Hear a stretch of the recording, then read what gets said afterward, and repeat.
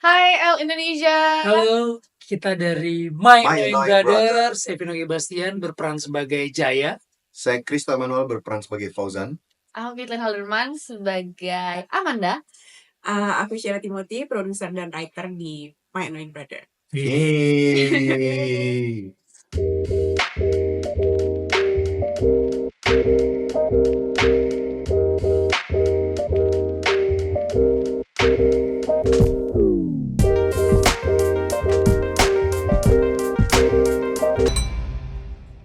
Gue di sini bukan buat ngurusin lo ya. Jadi bagus tuh. Kalau nggak ngerepotin gue.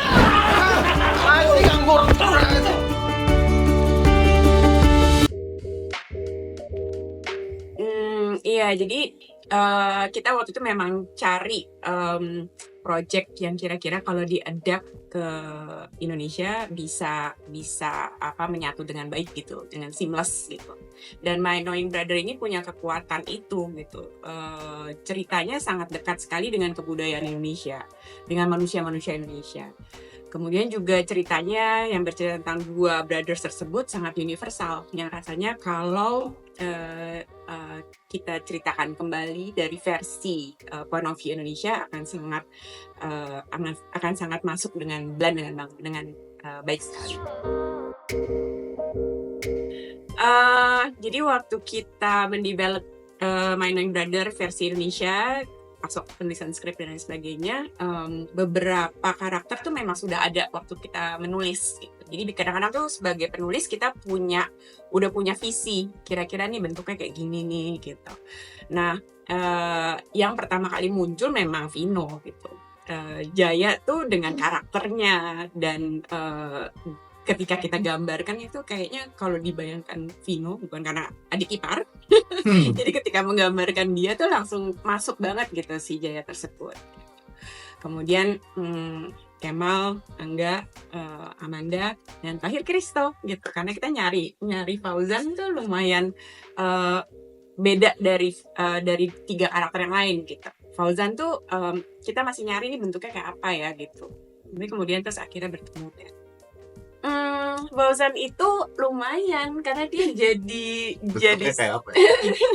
karena dia jadi apa ya, karena emang dia kan karakternya benar-benar jadi comedic relief di My Annoying Brother gitu, tapi juga harus punya kita bikin background ceritanya si Fauzan ini gitu, jadi unik lah gitu supaya bisa benar-benar supaya memberikan soul kepada si Fauzan.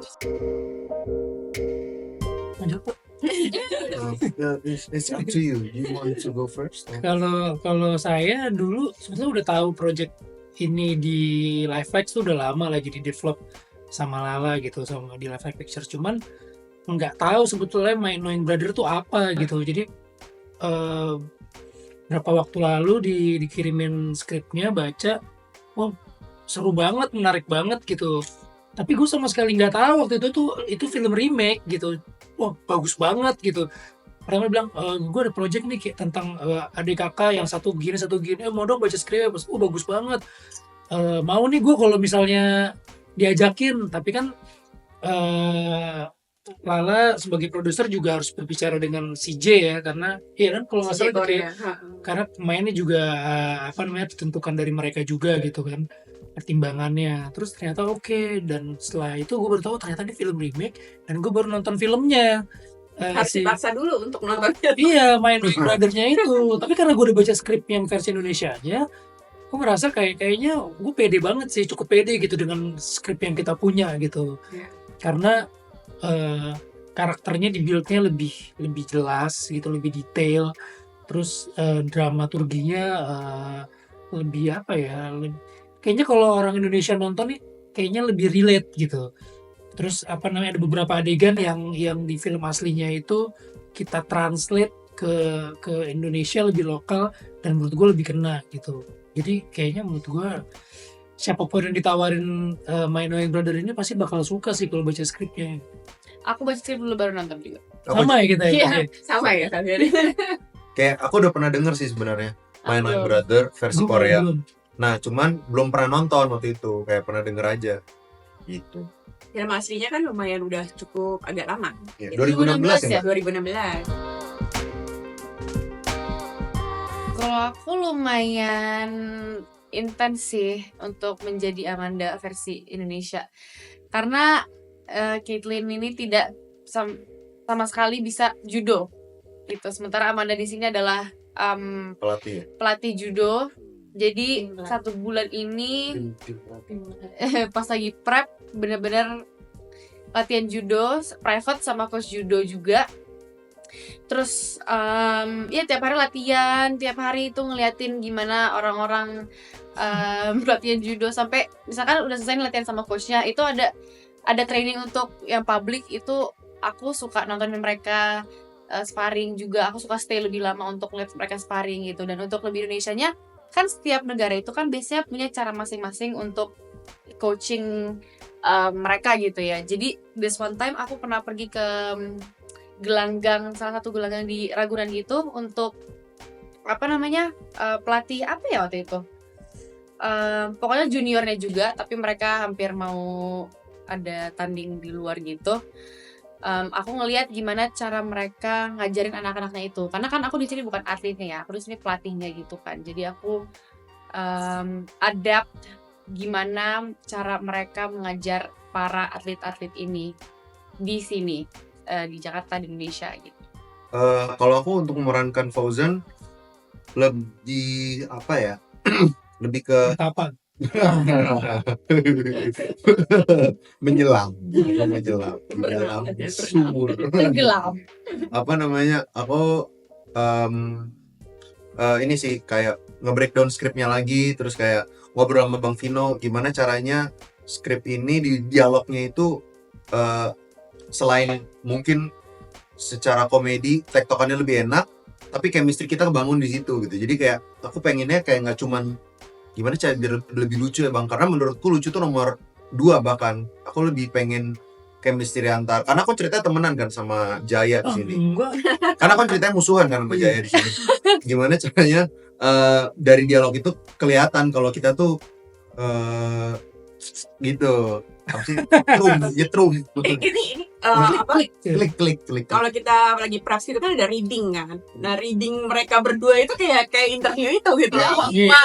Bisa kayak satu scene tuh bisa ini udah mau makan siang nih, gitu belum kelar. Discuss-nya ya. Explore-nya jadi Bisa seru. bercanda malah Bang Vino ntar kayak wah begini nih aku gue lompat dari genteng gitu kayak bercanda mulu. Karakternya yang Kristo yang di Koreanya itu enggak sedalam ini sih. Ya nggak usah di-explore itu. Iya, lebih instan dan kayaknya lebih cuman datang dan perginya tuh ya secepat itu gitu. Iya. Nggak ngebawa.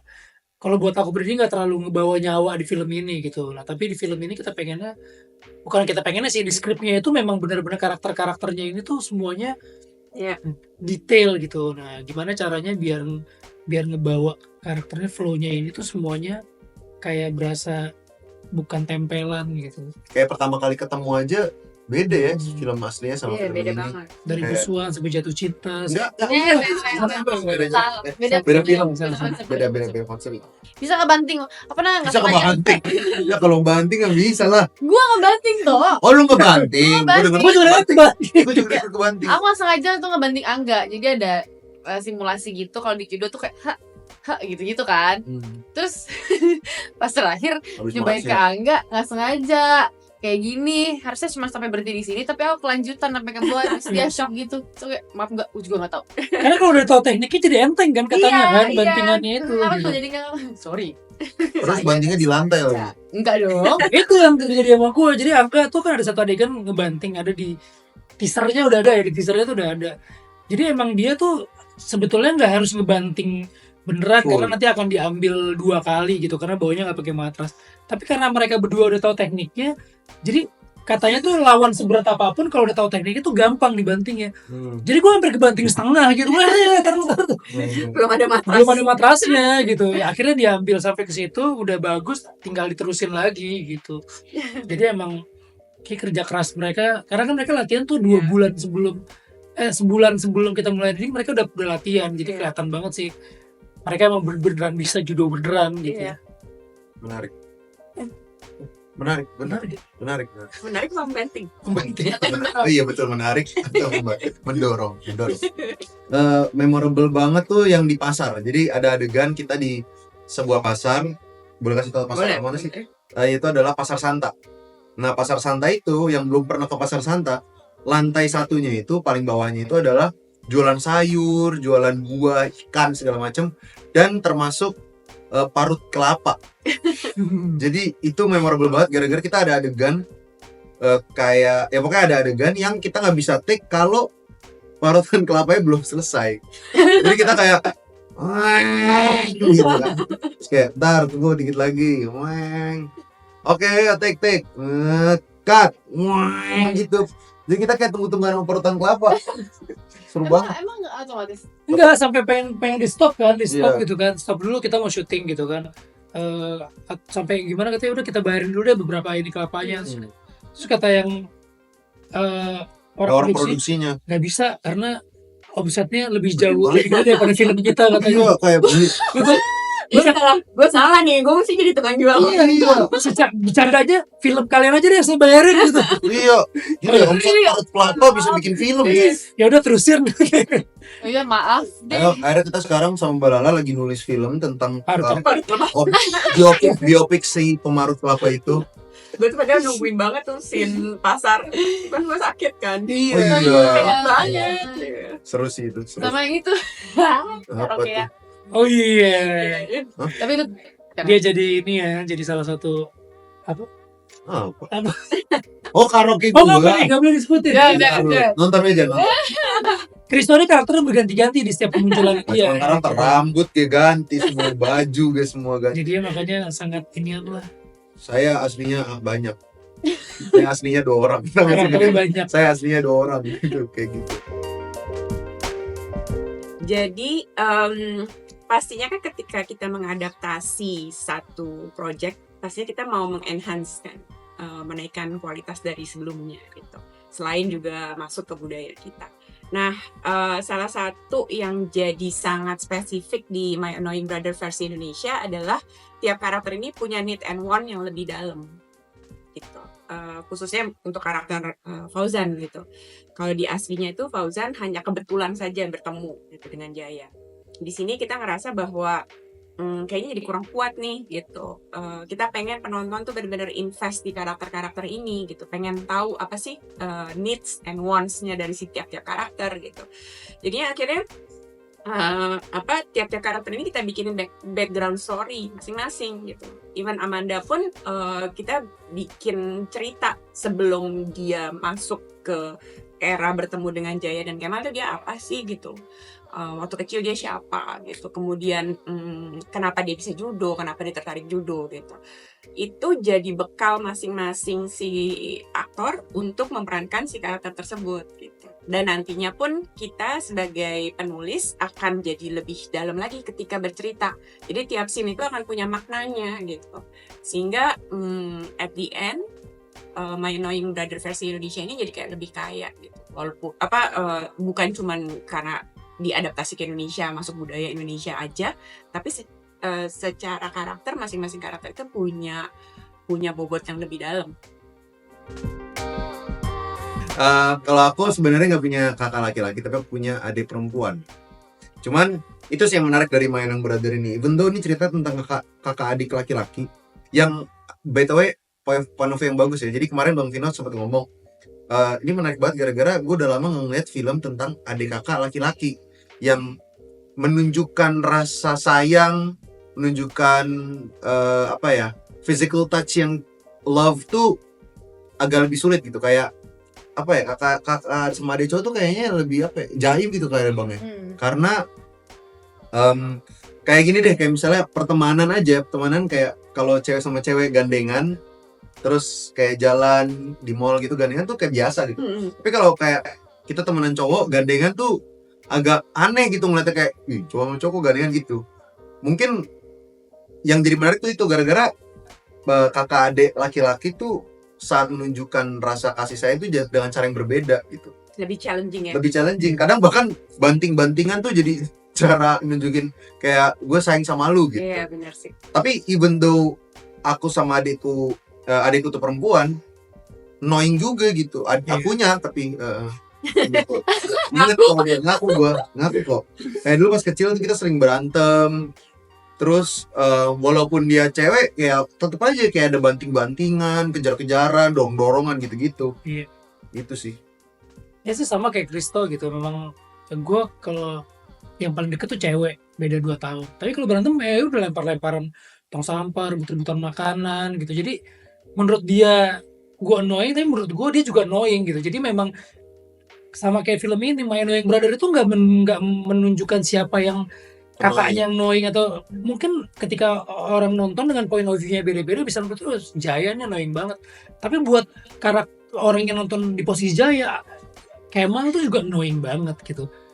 Dan biasanya kan kalau film-film kita tuh antara 2 orang, biasanya kalau kakak adik tuh biasanya diceritakan cewek gitu ya, cewek-cewek atau sama cewek-cewek yang love language-nya tuh lebih verbal, misalnya kayak gue sayang sama lo, apa kak gue kangen nih, biasanya tuh kan cewek sama cewek. Tapi kalau cowok sama cowok tuh kan awkward banget gitu, kehidupan nyata tuh awkward banget. Biasanya kalau di film tuh penggambaran cowok sama cowok tuh kebanyakan di film action gitu. Hubungan cowok sama cowok tuh lebih digambarkan kalau film action brotherhood ataupun kakak adik itu di film tuh biasa film action yang selalu dengan otot dengan apa. Nah, My Annoying Brother ini ngambil angle itu yang beda banget gitu. Semuanya tuh terjadi di hampir semua kehidupan kita, tapi hampir jarang banget untuk digambarin di sebuah film. Itu adik kakak gitu. Annoying banget tapi sayang banget gitu. Nah, kita pengen ngangkat itu sih sebenarnya yang sebetulnya dekat sama kita tapi hampir nggak pernah diceritakan di film-film gitu. Gitu sih. Kalau aku kan Kak Vina sama Kristo tadi kan punya adik, bisa adik sama kakaknya cewek kan, jadi mereka cewek sama cowok gitu. Kalau aku punya adik tapi cewek juga, jadi paham lah kayak iya kan Bella kayak cewek sama cowok nih, ini cewek sama cewek juga gitu, bedanya 5 tahun. Cuman my sister and I kayak have a very special relationship gitu. Mungkin yang dibilang dari tadi, oh cewek kayak gampang ngomong I love you apa segala macam. Aku sama dia, aku gengsinya kayak setengah mati. Sama. Kayak no thank you gitu. Kalau misalnya aku bisa kata-katain, aku kata-katain gitu nih orang. Tapi adik aku tuh enggak, adik aku tuh yang kayak kiss me gitu buat ngisengin aku. Tapi kayak no, back off right now. Aku nggak mau. Tapi I love her unconditionally gitu. I still love her. I would do anything for her. Tapi untuk kayak physical touch, just kayak peluk, cium, aku yang kayak. Berarti dianya sebetulnya kayak gitu. Tapi dia juga sebenarnya geli, cuman kayak mau ngisengin aku karena dia sama aku, iya gitu. Cuman menarik banget. Iya, seru banget sih. Tapi itu kayak masalah kiss me itu kan buat cewek sama cewek oke. Iya kan? Tapi kalau cowok gitu, Terus cowok kiss me. Kalau aku berenam bersaudara, tapi yang paling dekat sama si Marsha adikku. Sama sih bener kayak lo gitu. Gue juga enggak yang lovey-dovey kayak cewek sama cewek, kayak lebih gimana, enggak sih. Gitu Enggak, sama kita malah manggilnya bro gitu. Jadi kayak saya mending gitu. bro, Apa aku santai ya teman-teman, santai ya. ya. Ini kalau aku sama Caca tuh gitu. Jadi kayak Jadi kalian enggak kayak enggak sama sekali enggak. Tapi kalau misalnya ada apa-apa, yang nomor satu pasti kita langsung saling setuju. Aku soalnya something bad happen langsung ini gitu. Aku kalau sama adekku gitu malah soalnya. Okay. Kayak aku bersyukur untung adek gue cewek. Jadi kayak kalau jalan aku suka pegang tangannya, aku peluk gitu. Aku enggak. Pokoknya aku cuddly banget. Peluk-pelukan enggak kita. Terus udah gitu kayak misalnya kayak even bilang kalau ngepost apa terus bilang cantik tuh kayak enggak sih, malah kayak lo malah lebih kayak iya. Kalau aku Marsha yang annoying ya Marsha lah ya. Aku juga annoying aku adek aku lah. Balikin barang gue sekarang. Iya. Kalau adek lo nonton pasti dibalikin. Tapi film ini tuh nggak cuman ditonton orang yang mau lihat adik kakak cowok-cowok ya, enggak. Karakternya memang cowok-cowok, tapi film ini tuh sebetulnya ngegambarin entah itu hubungan adik kakak cewek sama cewek, cowok sama cowok ataupun cewek sama cewek. Jadi lebih universal sih sebetulnya. Lebih ke family sih. Lebih family, orang tua sama anak, sama pacar, sama sahabat. Jadi semua itu bisa nonton film ini gitu. Dan ada hope-nya gitu. Di ketika selesai, aku udah berkali-kali ngedit dan segala macam, udah katam lah sama si film tersebut, masih juga sedih, masih juga nangis, masih juga ketawa tiap kali nonton. Dan di endingnya tuh selalu ada, bukan cuma sekedar nangis-nangis terus sedih, tapi hope gitu. Kayak pengen telepon, pengen peluk orang tersayang gitu. Wish. Oke, teman-teman semua yang ada di manapun di mana Anda berada. Mulai tanggal 24 Oktober jangan lupa nonton film My Annoying Brother di bioskop. Kesayangan, kesukaan, kecintaan, kebiasaan juga bebas terserah. Maupun yang bukan kesayangan. Yes. Dan jangan direkam-rekam. Yes.